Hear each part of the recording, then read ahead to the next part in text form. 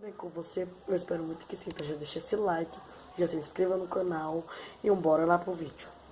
Vou ensinar pra vocês, galera, uma receita de como fazer uma slime com ovo e detergente.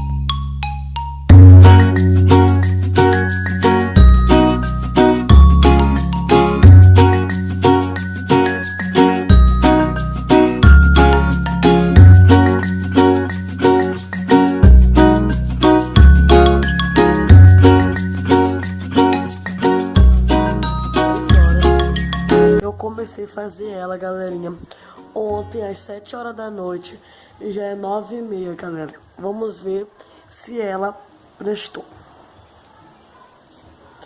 Olha só, galerinha, olha a consistência dela, galera, ó. Não tá nem grudando nos dedos. Não tá nem grudando, galerinha. Vamos agora tirar do pote.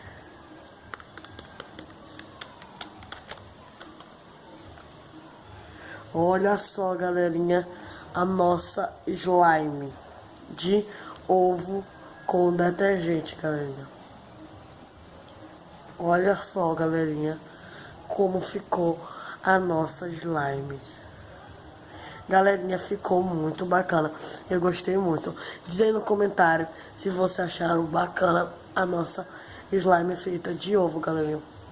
Foi muito bacana fazer ela, galerinha. E não tem nenhum trabalho, galera. É só você ficar... O único trabalho que tem é de você ficar mexendo. Olha só, galerinha, como ficou. Eu espero muito que você tenha gostado, galerinha.